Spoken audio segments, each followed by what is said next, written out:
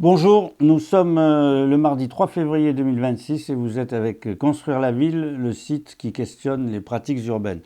On s'est aperçu déjà depuis plusieurs années que nous sommes entrés dans ce qu'on appelle une crise du logement, pour le moins. La hausse des taux d'intérêt, l'augmentation du coût de la construction et des matières premières, tout ça a tari les capacités financières des acquéreurs. Et comme ils n'arrivent plus à vendre leurs appartements, les promoteurs ont arrêté petit à petit de les construire. Aujourd'hui, on arrive à une situation où on est dans une crise qui est non seulement une crise de la demande, mais aussi une crise de l'offre. Le marché est totalement grippé, avec des gens qui n'arrivent plus à se loger parce que les prix ont augmenté aussi bien à la vente qu'à la location. Tout est bloqué. Et nous avons décidé ici à Construire la ville de réfléchir un peu à ça et d'inviter un certain nombre de professionnels pour en discuter avec nous. Aujourd'hui, nous avons avec nous Jean-Michel Battesti, architecte, dont l'agence est installée à Marseille. Bonjour Jean-Michel Battesti. Bonjour Michel. Pour analyser cette crise du logement, on en discutait à l'instant. Vous préconisez, vous, d'agrandir la focale et au lieu de parler de logement en tant que tel, de parler plutôt de la ville en général et de la façon dont on aborde la construction, la fabrique de la ville. Oui, parce qu'aujourd'hui, effectivement, il y a une sorte de blocage dans la production du logement, tout du moins une réduction drastique de plus de moitié de ce qui était habituellement produit par an. Alors avec toujours l'idée que c'est conjoncturel, que ça va redémarrer, ma thèse c'est que c'est structurel, c'est que ça ne va pas redémarrer. Et qu'on est dans une situation nouvelle, voilà, en quelque sorte. Alors avec beaucoup d'explications à la clé, bien évidemment, tout cela n'est pas arrivé d'un coup, mais quand même, on va dire que la période florissante de la promotion privée a vécu, parce qu'elle a passé une bonne période, mais qu'aujourd'hui, cette filière ne fonctionne plus,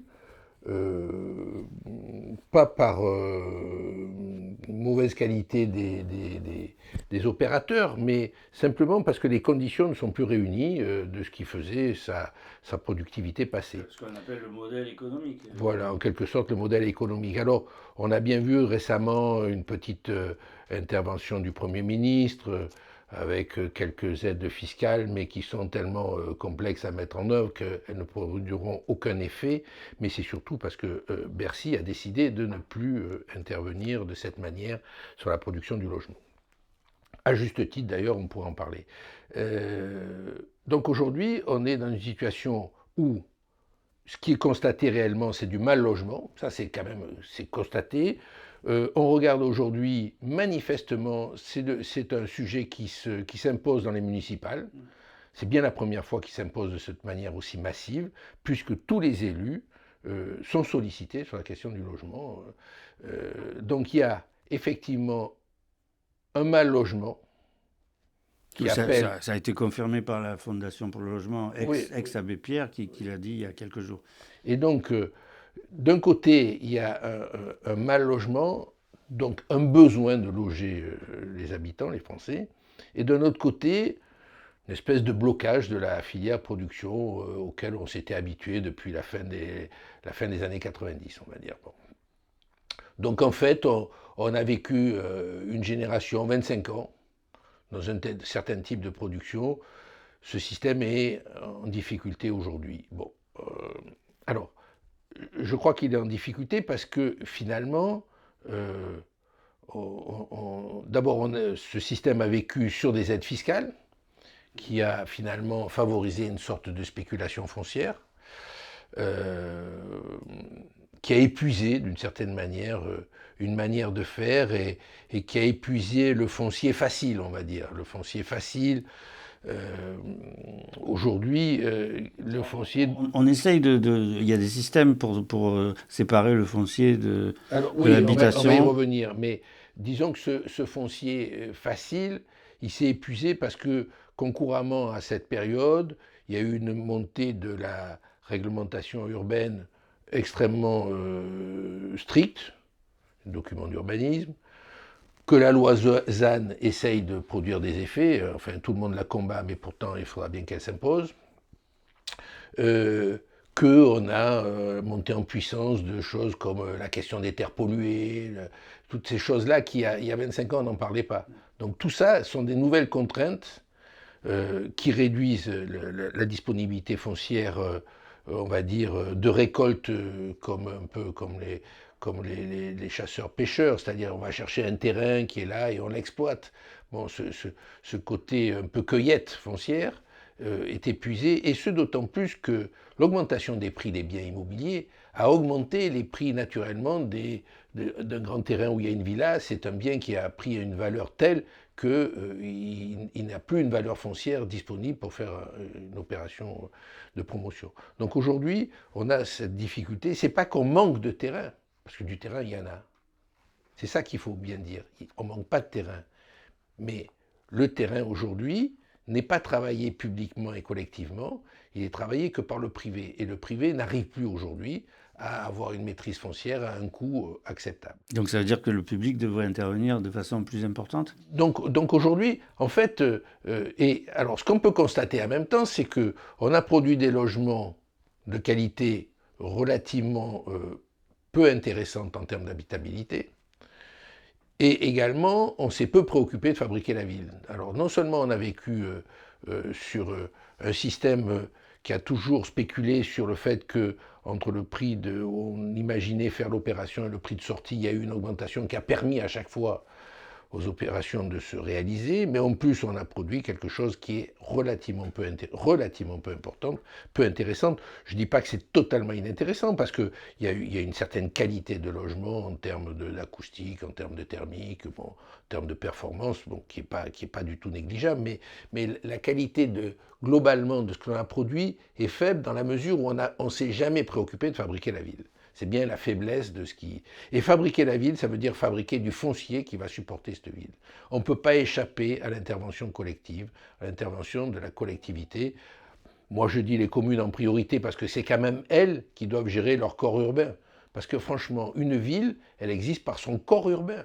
C'est son corps physique urbain qui constitue la ville, qui constitue l'identité, qui constitue l'habitat de son groupement humain, de sa population. Alors c'est peut-être encore plus accru ça, parce qu'aujourd'hui on dit qu'il faut faire construire la ville sur la ville. Alors, qui plus est aujourd'hui, il faut la régénérer. On a vu ce qui étaient les conséquences de l'étalement urbain, c'est une impossible mobilité.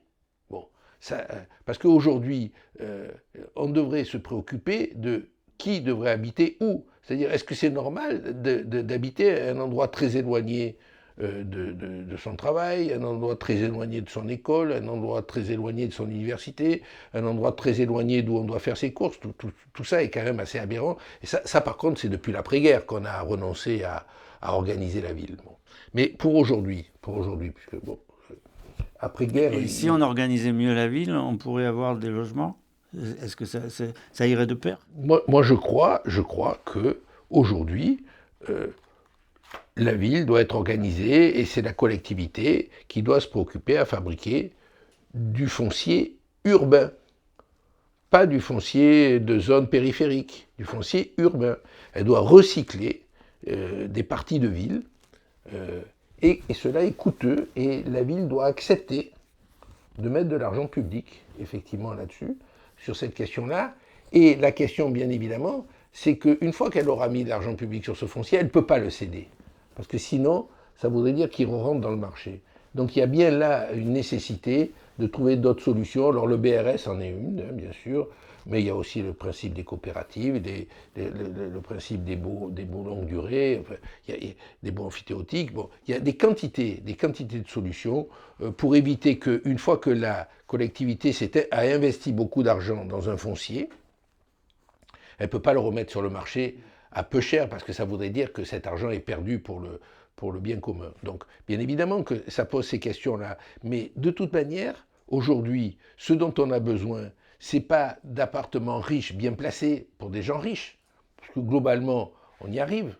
C'est de logements de qualité bien placés pour des gens à revenus modestes. C'est ça dont on a besoin. Parce que, franchement, loger les riches, bon... Ils ont les moyens On peut y arriver encore, bon, enfin, beaucoup. Donc on voit bien que la question aujourd'hui, c'est de loger des gens normaux, à revenus normaux, ce qui fait quand même une grande quantité de gens, quand même, ne nous trompons pas, dans des situations urbaines intéressantes et dans une qualité d'habitabilité tout à fait convaincante. Voilà. C'est ça la question. Et ça ne peut pas se faire sans investissement de la sphère publique. Ce n'est pas possible. Il vaut mieux que la sphère publique s'investisse dans la fabrication de foncier urbain pour loger ses habitants plutôt que de s'investir sur du foncier pour activité. Voilà. Parce qu'il vaut mieux loger les gens que de penser à leur trouver un travail et laisser dormir dans leur voiture. Bon, voilà. C'est un truc assez simple comme idée. Et bon, je crois que, alors bien sûr que c'est un effort colossal pour la collectivité. Alors bien sûr, il y a d'autres choses à faire, bien sûr, interdire les locations touristiques de courte durée, pour remettre des logements sur le marché, il y a une quantité de choses à faire. Mais pour la question de la construction de logements, je ne crois pas qu'on peut redémarrer comme on a fait jusqu'à présent. Bon, les bailleurs sociaux, la question de la VFA pour les logements sociaux, bon, c'est surtout arrivé parce que quand on se retrouve dans un document d'urbanisme où il y a l'imposition de faire 25% de logements sociaux sur une opération, comment faire autrement que le promoteur fabrique ces 25% de logements sociaux et les cède à un bailleur. C'est à peu près, c'est cette manière d'avoir introduit cette imposition dans les documents d'urbanisme qui a généré finalement cette généralisation de la VFA. Bon, après, quand l'opération ne se commercialisait pas, de vendre la totalité de l'opération, etc. Mais je ne crois pas que les bailleurs sociaux ont intérêt à acheter aux promoteurs. Alors, ils l'ont fait parce que les circonstances se sont présentées comme ça, mais ce n'est pas leur souhait aujourd'hui. Leur souhait, c'est plutôt de retourner à la fabrication de leur propre patrimoine. C'est quand même ça ce qu'ils disent. Tout du moins, c'est ce qui est énoncé. Après, bon, la réalité, mais je crois quand même qu'il y a cette volonté de retourner. Et c'est justement pour eux que l'on doit fabriquer du sol urbain, du projet urbain de qualité, situé correctement, avec des perspectives de vie correctes, avec un environnement correct. Voilà. Donc là-dessus, je crois qu'on doit travailler. Et moi, je pense qu'il y a de quoi faire. Mais il faut une forte volonté, un fort investissement. Et il faut penser que bien loger ses habitants, c'est une force pour une ville. Il faut être convaincu de ça. Parce que considérer que les habitants, c'est une force de travail, mais si on les loge mal, il y a de bonnes chances que les choses se passent mal. Donc je crois qu'il y a vraiment un enjeu autour de ça.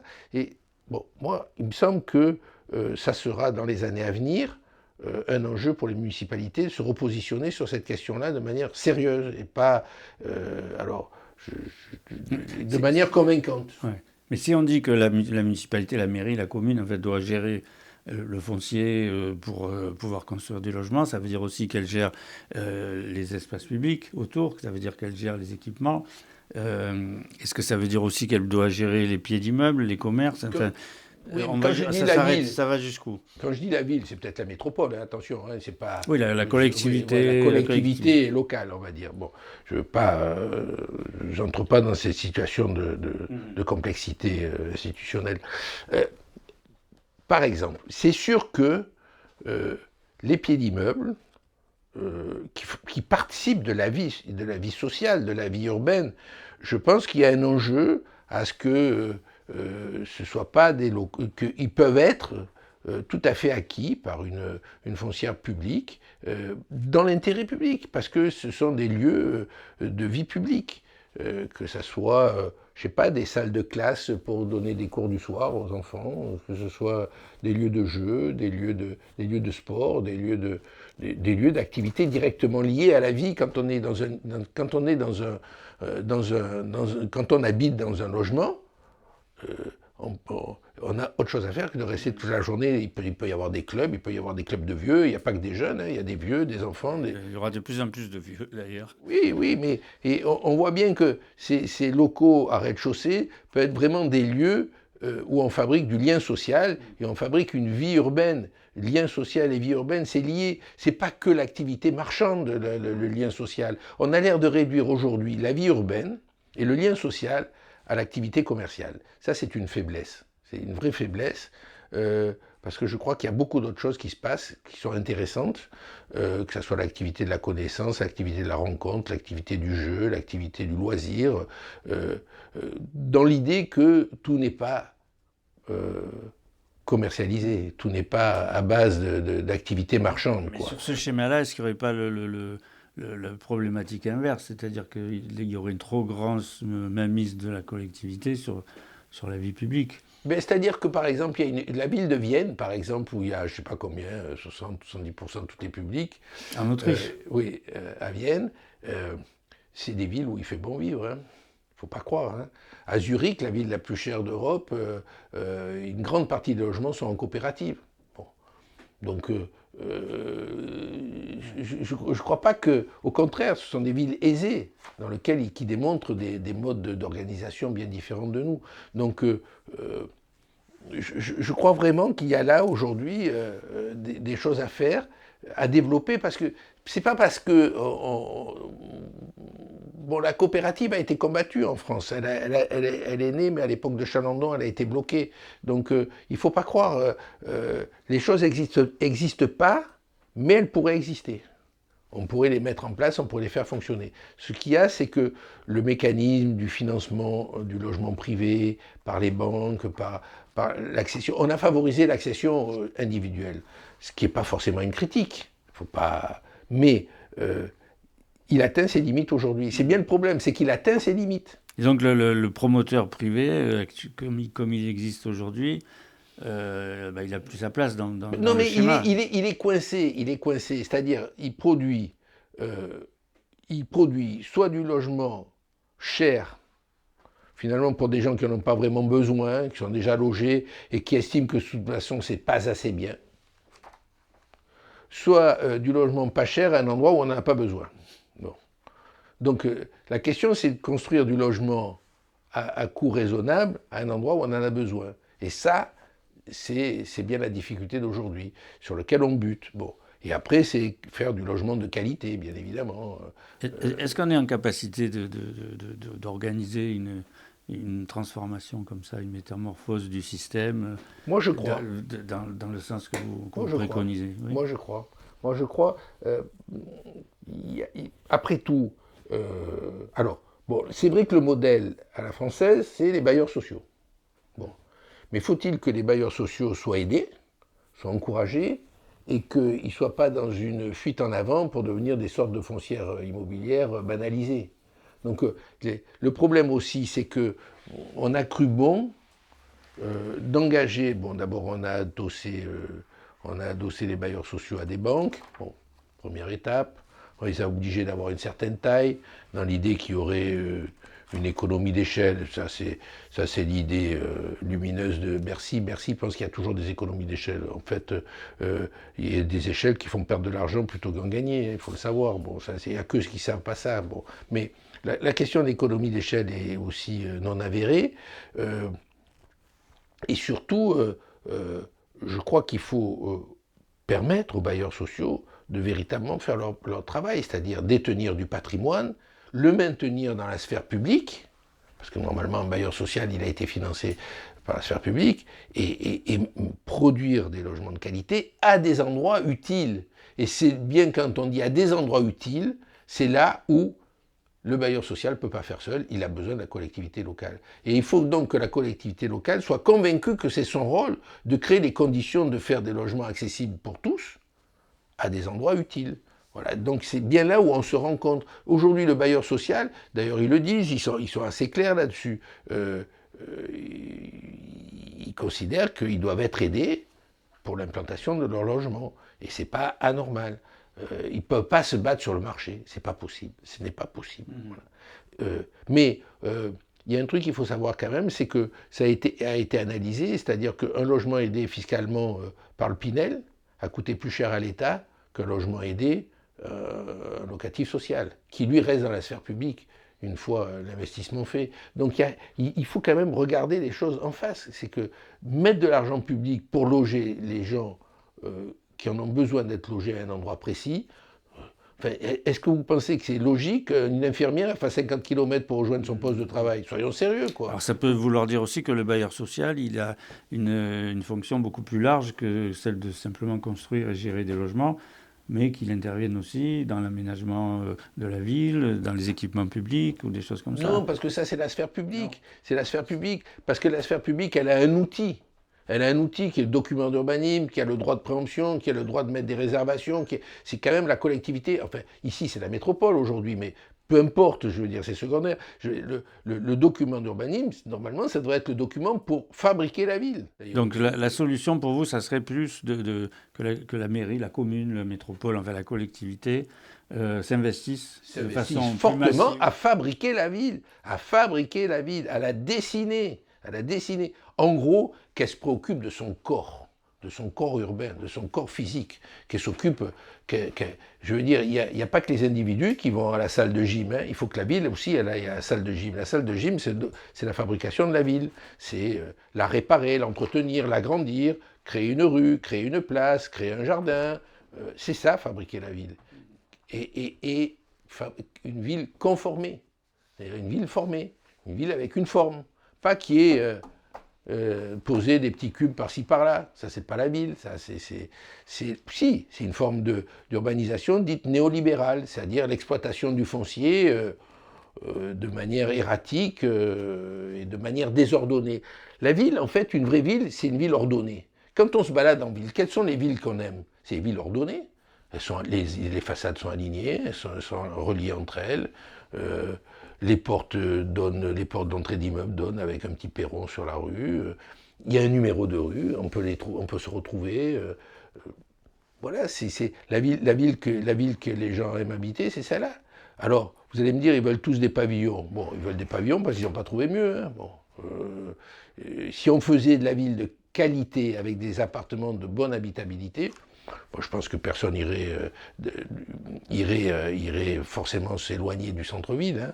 S'ils avaient leur travail à côté, je pense que les gens choisiraient cette solution.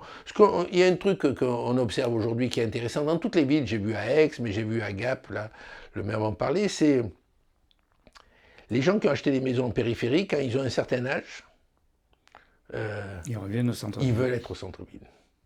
Et ils veulent être bien installés en centre-ville. Ils ont l'argent ou pas l'argent, ils revendent leurs maisons plus ou moins bien d'ailleurs parce que c'est des maisons qui n'ont pas pris la valeur qu'ils imaginaient parce que finalement elles ne sont pas sans problème, elles sont coûteuses à entretenir et que les nouvelles générations n'ont pas forcément les moyens. Bon, donc ils ne font pas les affaires qu'ils avaient rêvées, mais peu importe, tant pis pour eux.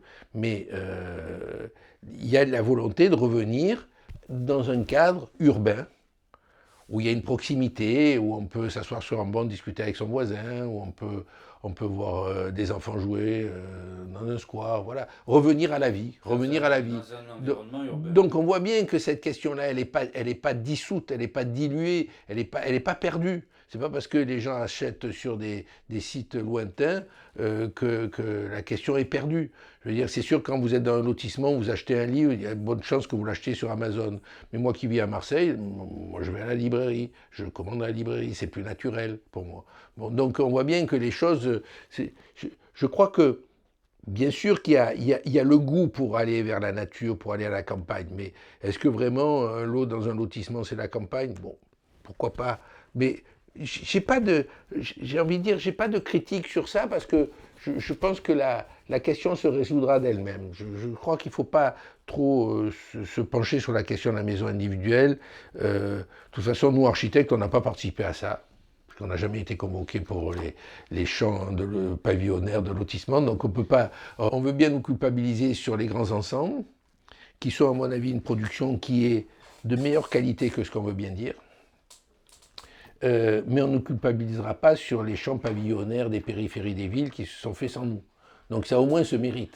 On peut au moins revendiquer, je dirais, une non-implication dans la maison individuelle en périphérie. Donc ça au moins se mérite là. Donc le message qu'on passe aux nouvelles municipalités qui vont être élues, c'est d'investir dans la ville.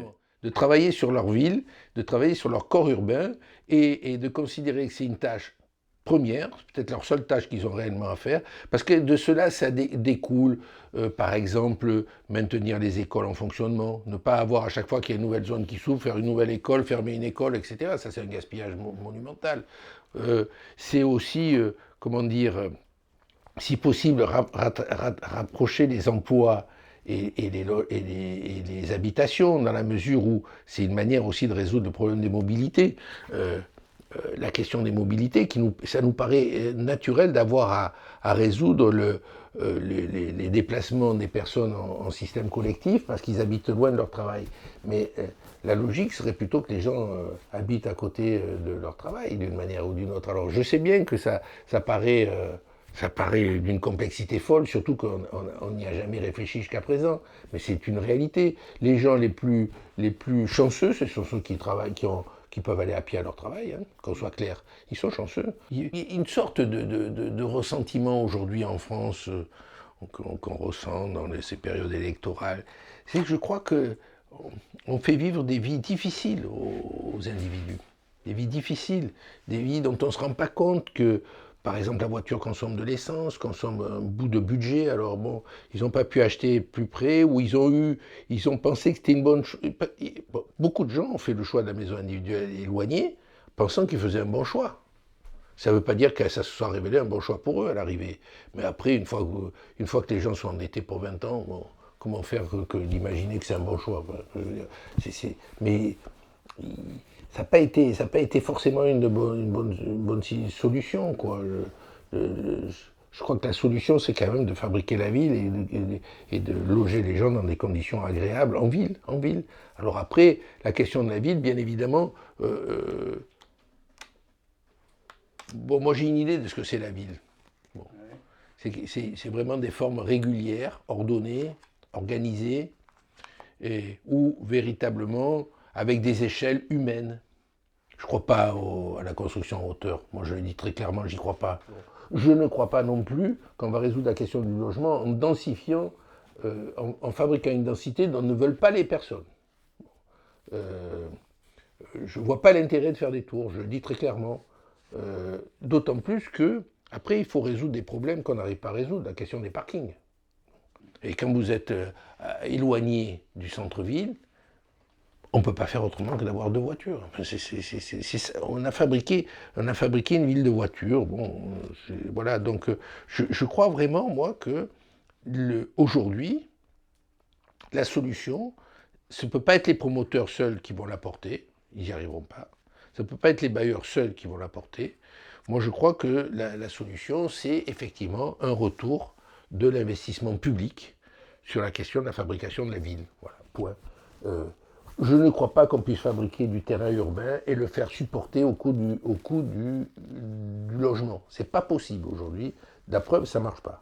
Donc il va falloir travailler autrement, réfléchir comment organiser autrement. Alors bien sûr, ça pose le problème de, une fois qu'on a fabriqué du foncier de qualité pour du logement de qualité et qu'on a mis un investissement d'argent public important, il est certain que il est difficile d'imaginer de le remettre sur le marché parce que ça voudrait dire que finalement l'argent public finance le marché et ça c'est pas possible. Donc on voit bien où se joue le blocage. Depuis la fin des années 90, le logement s'en est remis au marché. Bon, le marché il a fait ce qu'il a pu pendant 20-25 ans. Une bonne vingtaine d'années. Là, il est au taquet, il ne produit plus, il n'arrive plus. Voilà, il est coincé.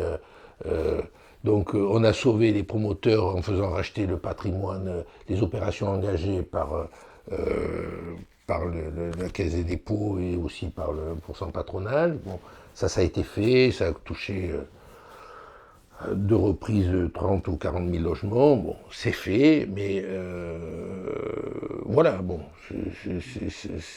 c'est pas la solution. C'est pas la solution parce que ça produit du logement intermédiaire et que ce logement intermédiaire, il s'adresse à des gens déjà suffisamment dotés en termes de revenus. Et qu'on a besoin de construire du logement moins cher pour des gens qui ont moins d'argent. Pour les étudiants, la question des étudiants est une question centrale. Prenons Aix-en-Provence, les gens ne peuvent pas se loger, les étudiants. Ils sont en train de perdre des étudiants. la ville perd des étudiants. La ville qui se dit grande ville universitaire perd des étudiants. Alors, il y en a qui viennent se loger à Marseille, très bien, s'ils y arrivent, hein, prennent le bus tous les jours, bon, pourquoi pas. Difficile, relativement difficile, pour en avoir parlé avec des étudiants. Et c'est vrai que si on veut être une ville étudiante, se trouve la question immédiate de loger les étudiants. Alors, est-ce qu'il faut être une ville étudiante? J'en sais rien, mais si on veut être une ville étudiante, il faut loger les étudiants. Et loger les étudiants dans des conditions de revenus étudiantes peu importantes. Et à Aix, il s'est passé une chose, c'est que le fameux Airbnb, la location des plateformes, a enlevé du logement qui était avant affecté aux étudiants et qui a mis en crise la question du logement des étudiants. C'est très curieux comme situation. Et donc, il y a de vraies difficultés. Alors, ces difficultés-là, ça peut même amener même des gens à renoncer à faire des études, de ne pas pouvoir se loger. Avec en plus le système de la comment ils appellent ça, du Parcoursup, de ne pas pouvoir choisir la possibilité de faire ses études à proximité d'où sont ses parents, comme solution alternative, mais de se retrouver être envoyé à longue distance et en plus à avoir à se trouver un logement au dernier moment, ça crée des situations terribles, terribles, pour des gens qui abandonnent les études, en définitive, se rendent compte que finalement, ils n'y arrivent pas. Bon, je ne sais pas si ça, c'est des choses qui sont vraiment charmantes dans notre société, quoi. Je crois que c'est une vraie faiblesse d'organisation. C'est pas un manque de moyens, parce que la France est un pays riche, mais c'est un manque d'organisation, et puis c'est le manque de soucis, de soucis pour les gens à revenus, je dirais, raisonnables, modestes, ou pauvres même. Je pense que les gens pauvres, ils ont le droit d'être logés.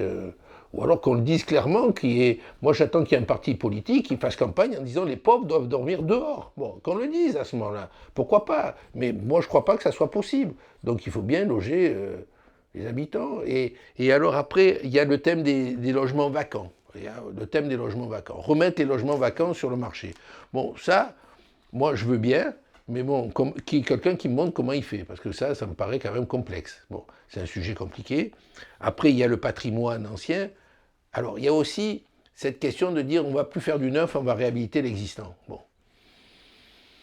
Ouais, bon, pourquoi pas? Moi, je pense qu'il faut réhabiliter l'existant, hein, si on peut le faire. Bon, mais quand on se met à réhabiliter l'existant, ce que fait la société d'économie, la SPL, comment elle s'appelle? La SPLAIN, elle le fait. Bon, d'abord, elle le fait de manière modérée. Hein. Oui, sur des îlots. De manière modérée, c'est de l'acupuncture, en quelque sorte. Et au prix où elle le fait, c'est bien ce qu'on dit, on met de l'argent public. On met de l'argent public. Et je ne trouve pas ça honteux. Je ne trouve pas du tout critiquable ce que fait la SPLAIN. Mais on doit dire, oui, on met de l'argent public. On ne peut pas le faire sur un simple raisonnement de bilan économique privé, de filière économique privée. Donc, si on le met pour réhabiliter du 3 fenêtres marseillais, pourquoi on ne le mettrait pas pour faire du logement neuf? Je veux dire, c'est là où on voit bien. Et donc, ça touche la question du sol, parce que s'occuper de 3 fenêtres marseillais, finalement, d'une certaine manière, c'est s'occuper du sol. C'est-à-dire dire, les choses sont là, on ne peut pas les laisser s'écrouler, d'abord parce qu'on écroule les immeubles à côté si on ne répare pas. Donc c'est un travail de réparation. On voit bien que c'est un travail d'entretien du corps urbain, ce que fait la SPLAIN. Elle s'occupe du corps urbain. Elle entretient le corps urbain ou disons qu'elle lui fait de la chirurgie profonde, de la chirurgie interne profonde. Bon. Et elle le fait avec de l'argent public. Et après avec l'aide des bailleurs pour reprendre la gestion du patrimoine. Je crois, moi, qu'il y a l'idée que tout pourrait se faire sans argent public, mais je ne crois pas un quart de seconde. Je ne crois pas un quart de seconde. Ça ne marche pas. On met de l'argent public pour par exemple, les terrains pour l'activité. Bon, d'abord, je ne suis pas certain que ça soit si utile que ça. Je ne suis pas certain que pour faire des plateformes logistiques, on ait besoin d'investir de l'argent public. Il y a encore moins de 10 ans, on a investi de l'argent public pour favoriser des plateformes d'Amazon, il faut le savoir quand même. Je pense que c'est de l'argent mal placé, l'argent public mal placé. Je pense qu'on devrait plutôt mettre des obstacles à la fabrication des plateformes logistiques, plutôt que de les favoriser. En tout état de cause, pas mettre de l'argent public, c'est un minimum, mais plutôt les taxer. Bon. Donc je crois que là, véritablement, je pense que les collectivités doivent réfléchir. Elles ont le document d'urbanisme. Alors, il y a des outils, l'établissement public foncier, par exemple. Bon. Voilà un outil le PF-PACA, le PF, l'établissement public foncier, c'est un outil qui n'est pas clair, qui a besoin d'être précisé. Il a la capacité à acheter du foncier, d'accord, mais il achète du foncier pour quoi faire? Dans quelles conditions? À quel moment? Qui c'est qui l'active? Pourquoi on l'active là et pas là, etc. Donc c'est un outil qui, à mon avis, est très intéressant. On pourrait même imaginer qu'il y ait des établissements publics fonciers métropolitains. Donc je pense que c'est un outil très intéressant, mais savoir pourquoi on l'active, pourquoi faire, dans quel but, ça produit quoi, quels sont les effets, est-ce qu'il y a un bilan qui a été tiré de ces opérations? Rien. Rien n'apparaît, rien n'est totalement. On est dans comment dirais-je, dans l'opacité la plus complète.